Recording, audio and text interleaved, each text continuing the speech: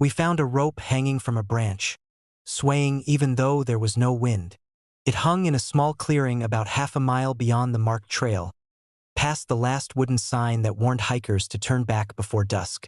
We'd meant to respect that sign. We just hadn't meant to walk as far as we did. The forest had changed gradually. First the sounds of other hikers faded. Then the trail narrowed to a deer path. Then even the deer path dissolved into damp ferns and rotting leaves. The air felt different here, heavier, wet enough that every breath tasted like soil. And in the center of the clearing stood a tall, bare-limbed oak. From one of its thicker branches, the rope hung, creaked softly, not loudly, just enough to mark time. Back and forth, back and forth. "There's no breeze," Claire said behind me. She was right. The trees around us were motionless. The canopy above filtered the late afternoon light into a greenish haze, but not a single leaf stirred. The clearing felt sealed off, like the air had been poured into it and left to settle. Jonah stepped forward first. "It's probably some survivalist thing," he said. "Or a prank." "A prank?" Claire asked. "Out here." The rope was thick and pale, the kind you'd buy at a hardware store. Not old farm rope. Not vine. Synthetic. The fibers were frayed near the bottom, fuzzy where they'd been rubbed raw. The loop at the end wasn't a perfect noose, but it was close enough to make my stomach tighten. The branch it hung from bore a clean, crescent-shaped scar where the bark had been worn smooth. Fresh wood showed through in a pale strip. The rope had been dragged back and forth there recently. Beneath it, the ground was disturbed. The leaf litter had been scraped aside in a rough oval. The soil was darker in that patch, compressed. There were impressions, not distinct footprints, but weight marks. Someone had stood there, long enough to press down the earth. "It's new," Claire said quietly. Jonah crouched and touched the soil. When he stood, his fingertips were damp and black. "Yeah, within a day or two, I'd guess." The rope's arc widened slightly. We all noticed. Creak, creak. The sound was dry and fibrous, like twisted tendons straining. The loop turned a fraction, rotating in the still air. "That's not possible," Jonah muttered. "It could be tension," I offered. "Maybe the branch is flexing." "The branch isn't moving." He was right. The limb above was steady, thick as a thigh. No vibration, no tremor. The rope continued to sway, back and forth, back and forth. Claire took a cautious step closer to the clearing's edge. The rope's movement slowed. Jonah stepped forward. The rope's swing grew stronger. We all froze. "Okay," Claire said carefully. "That's weird." Jonah gave a short laugh that didn't carry. "You're projecting." "Move back," I told him. He rolled his eyes but took a step backward. The rope's arc narrowed again. Smaller, slower. Silence pressed in around us. No birdsong, no insect hum. Even the distant rustle of leaves seemed to have receded beyond hearing. The only sound was the rope. Creak, creak. "It's reacting," Claire whispered. "To what?" Jonah asked. "To proximity." He hesitated, then stepped forward again, closer this time. Close enough that the loop hovered just above his shoulder height. The rope stopped swinging. It hung perfectly still. Then, slowly, it began to tighten. Not swinging, tightening. The loop contracted slightly, the knot cinching inward with a soft, grinding noise. The frayed fibers at the bend stretched taut, as if bearing weight. Jonah didn't move. "Back up," I said. He swallowed but stayed rooted. "It's just settling." The rope twisted. It rotated on its axis until the loop faced him directly. And then it lifted. Just the bottom of the loop at first, rising an inch, 2 inches, defying gravity. The top remained fixed to the branch, but the lower half angled toward Jonah, as if pulled by invisible fingers. Claire gasped. The air grew colder, so suddenly that I saw my own breath plume faintly in front of me. Damp earth smell intensified, rich and fungal, almost sweet. The rope reached. It didn't swing. It leaned. The bottom of the loop extended forward, stretching the fibers in a way that should have snapped them. "Jonah," Claire said sharply. He stumbled back. The rope snapped upright again, hanging straight and still. For a heartbeat, it didn't move at all. Then it began to sway. Harder now. Wider arcs, the creak louder, sharper. The branch above groaned faintly under the stress, bark flaking loose. We stepped back to the edge of the clearing. "It's a lure," Claire said. Jonah shook his head. "Or someone's messing with us. Fishing line. Something. There's no one here." As if in answer, a sound echoed from deeper in the woods. A low thud, then another. Slow, heavy, not quite rhythmic. Jonah glanced toward the trees. Probably a deer. The rope jerked. Not upward. Sideways. The entire length snapped horizontally for a split second, like it had been yanked, then fell slack again. Claire grabbed my arm. "We're leaving." We backed away carefully, eyes locked on the rope. It followed us. Not by swinging wildly, but by turning, rotating to keep the loop facing us as we moved around the clearing's edge. Watching. When we reached the tree line, I glanced away for a second to check the path behind us. When I looked back, the rope was gone. The branch was bare. The bark scar remained, pale and fresh. The disturbed soil still showed the compressed oval. But the rope itself had vanished. Jonah let out a shaky laugh. "See? We worked ourselves up." Claire didn't answer. A creak sounded behind us. We turned slowly. The rope hung from a lower branch on a different tree, just inside the tree line where we stood. It swayed gently. No wind. The fibers at the loop's bend were darker now, damp, as if freshly strained. "How?" Jonah began. The loop tightened. The knot drew inward with deliberate precision. The bottom of the rope rose again, inching toward Claire's throat. She froze. The soil beneath this tree was undisturbed, until it wasn't. Right before our eyes, the leaves shifted, pressed down. An indentation formed, as if 2 feet had stepped into the earth directly beneath the loop. No body, just weight. The rope stretched downward, suddenly taut, as though supporting something heavy. Claire made a choking sound. "Claire!" I lunged forward and grabbed her jacket, yanking her back. The rope snapped upward violently, the loop collapsing in on itself with a cracking sound. The indentation in the soil deepened.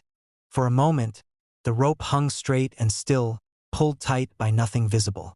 Then it began to rock, back and forth, as though something unseen swung gently from it.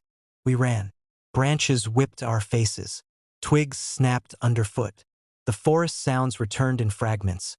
Bird calls, the buzz of insects. But they felt wrong, distorted, too slow.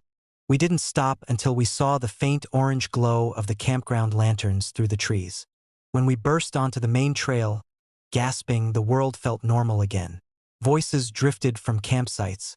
A dog barked somewhere near the parking lot. Claire bent over, hands on her knees. Jonah stared back into the woods. "It followed us," he said. "It can't leave that clearing," I insisted, though I didn't believe it. A creak interrupted me. We turned. At the trailhead sign, where a map of the park was nailed to a wooden board, a rope hung from the top corner. Swaying gently, there was no branch above it, just a flat plank of wood. The rope defied that fact, hanging from nothing, loop perfectly formed. The fibers were darker now, stretched thin in places. Beneath it, in the packed dirt of the trail entrance, 2 fresh impressions sank slowly into the ground. Side by side, as if someone had just stepped up onto invisible toes. The rope tightened and began to rise. A distant scream echoed, but it looped like a broken recording. It wasn't the volume that made us stop. It was the repetition. The sound came from somewhere deeper in the woods, beyond the last blaze mark we'd passed, beyond the split where the official trail curved back toward the campground. We'd already gone farther than we meant to. The forest here felt older, less traveled. The air was damp and metallic, thick with the scent of wet bark and mushrooms splitting through rot.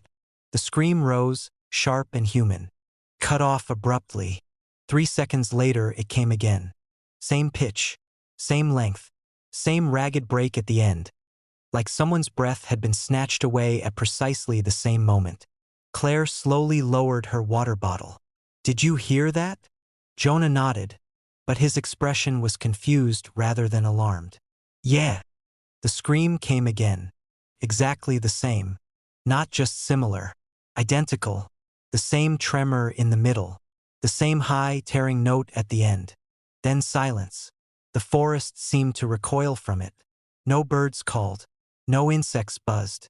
Even the wind, what little there had been, died. 3 seconds. The scream again. "That's not an echo," I said. "It could be someone playing something," Jonah offered. "Like a Bluetooth speaker, trying to mess with people." "In the middle of nowhere?" Claire asked. We stood still, listening. The scream came from ahead of us and slightly to the right, from a shallow dip in the trees where the undergrowth thickened. It sounded like a woman, or like something trying to sound like one. The timing was exact. 3 seconds of silence. Then the scream. Then 3 seconds again. No variation. It didn't waver with distance. It didn't distort around trunks or scatter into echoes. It arrived whole and unbroken each time, as if placed there deliberately. "We should check it," Jonah said. Claire shot him a look. "What if someone's actually hurt?" "That's what I'm saying." Another scream. Identical. I felt a prickle along my scalp. Real distress doesn't repeat perfectly. Panic fractures. Breath shortens. Pitch cracks differently each time. This was precise. We stepped off the faint trail and moved toward the dip. The forest floor grew softer underfoot, damp leaves swallowing our steps. Branches shifted in the corner of my vision, though nothing moved when I looked directly at them. 3 seconds. The scream. Closer now. The same pitch. The same strained crescendo. The same abrupt cut. Claire stopped walking. "It's not changing," she whispered. Jonah kept going. As he took another step, the scream came again. But this time it was louder. Not because we were closer, because it had increased in volume. We all froze. 3 seconds. Nothing. Jonah took a cautious step backward. The scream came again, quieter now, as if responding. He looked at us, face pale. "Okay, that's weird." "Move again," Claire said. He stepped forward. The scream blasted through the trees, so loud it made me flinch. 3 seconds. Jonah stepped back. The scream returned to its previous volume. It was reacting. Not randomly. Not like a speaker glitching. It was adjusting.